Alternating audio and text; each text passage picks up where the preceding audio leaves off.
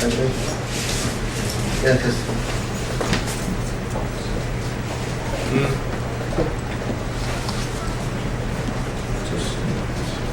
네. 안녕하십니까. 더불어민주당 국회 교육문화체육관광위원회 소속 오영원입니다. 오늘은 저희 의원실과 사교육 걱정 없는 세상에서 공동으로 사교육비와 관련된 설문조사를 지난 9월 5일부터 20일까지 약 보름 동안에 걸쳐서 전국에 있는 학생들과 학부모님들, 선생님들 대상으로 조사를 진행시켜봤습니다. 지금까지는 일반적으로 학생 1인당 평균 사교육비 26만원 일반적인 내용이었습니다만 학교 유형별로는 처음으로 조사되는 내용이라 할 수 있겠습니다. 이명박정부 시절 고교육 체제의 다양화 그리고 사교육비를 줄인다는 목표로 가지고 자사고와 특목고 등을 이제 밀어붙였습니다. 그렇지만 결과는 참담합니다. 일반고의 교실은荒폐화되어지고 있고 사교육비는 폭등했습니다. 이제 더 이상 고등학교 서열화로 인해서 우리 아이들이 피해를 보는 일은 없어요.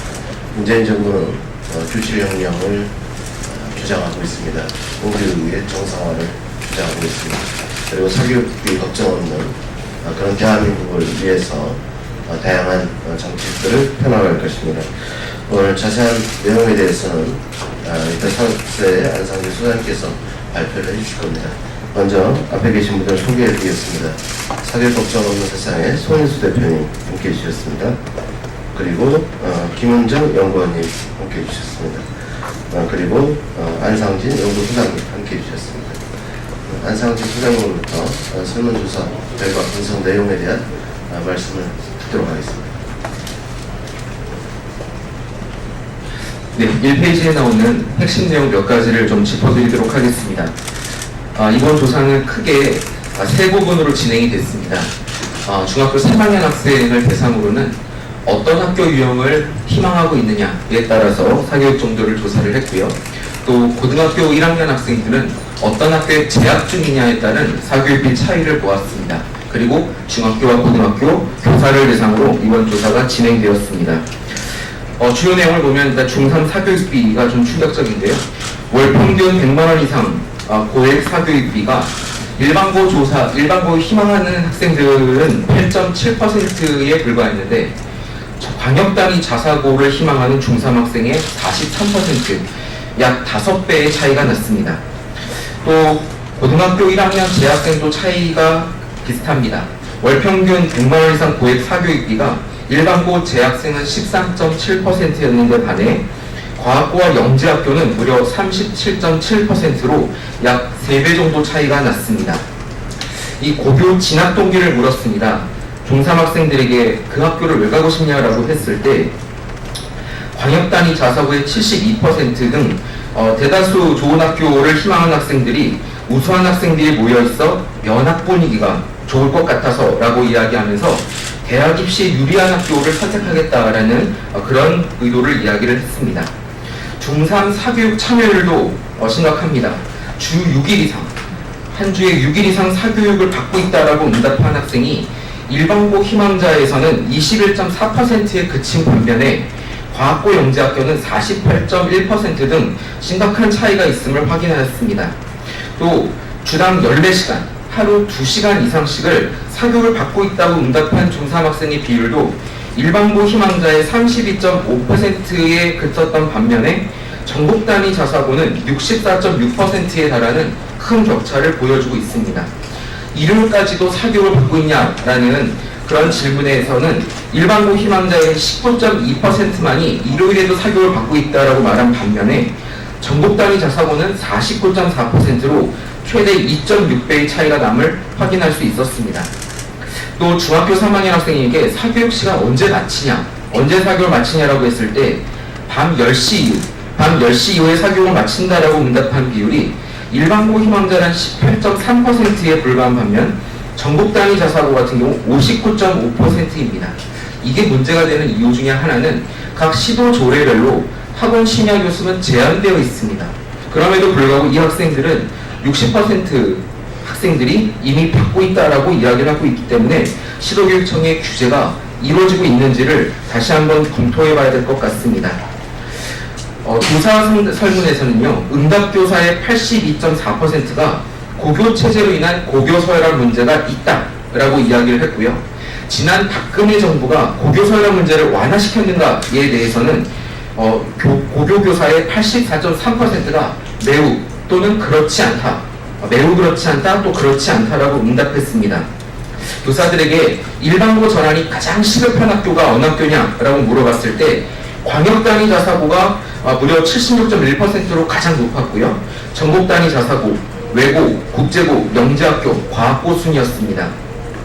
마지막으로 고교 서열화 해소 방안으로 어떤 방안이 가장 좋겠냐라는 질문에 전환이 필요한 모든 학교의 법적 근거를 삭제해서 일반고로 전환하라는 비율이 가장 높았습니다.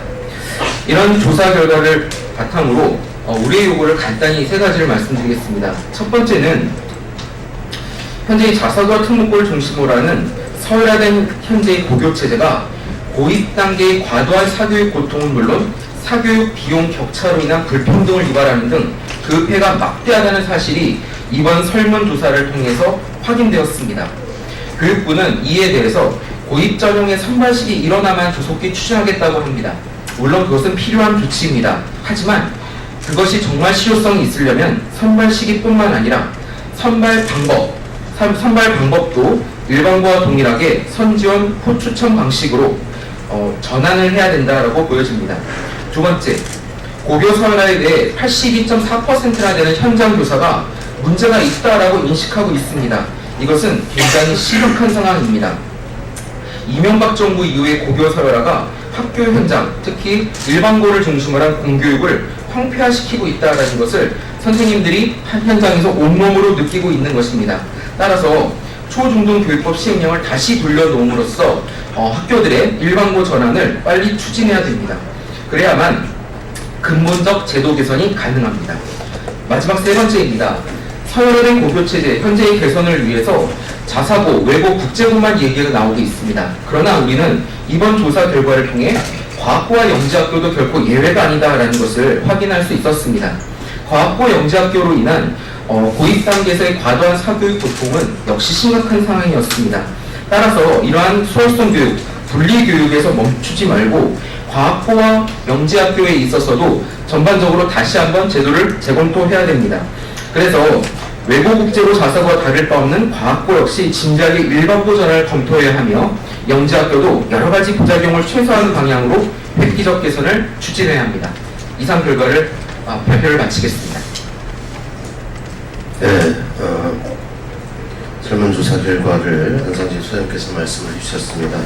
사교육비 고비 유형별로 조사를 해봤더니 격차가 무려 5배 가까이 나타나는 것으로 조사가 되고 있고, 대부분의 일선 학교 선생님들은 고교 서열화가 강화되고 있다고 인식하고 있습니다. 고교 체제를 단순화시키는 것, 그리고 일반고로 전환하는 문제, 우리 당 입장에서도 중요하게 추진해야 될 과제임이 분명해졌다고 생각합니다. 그리고 또한 세 가지 요구와 관련해서 고입 전형 선발 시기의 문제가 아니라 선발 방법에 있어서도 선지원, 추천 방식에 대한 검토가 있어야 한다는 주장에도 공감하는 바입니다. 그리고 두 번째, 세 번째 요구와 관련해서도 우리 당과 정책위에서 충분한 검토 과정을 거치면서 정책을 추진해 나가야 되는 말씀을 드리겠습니다. 손인수 대표님 할 말씀 짧게. 예. 중학교 3학년 학생들과 고1 학생들 학교 체제의 유형에 따라서 사교육비와 사교육 시간 일주일에 6일 내지 7일 정도를 특권학교에 들어가기 위해서 학원에 다녀야 된다는 우리 아이들의 고통스러운 현실들을 우리 부모들과 우리 정치권에서 더 이상 묵과해서는 안 될 것입니다. 4차 산업혁명이다. 또 미래 핵심 역량이다. 그래서 우리 아이들에게 시간과 자유를 주고 그 안에서 교실 혁신을 도모해야 된다.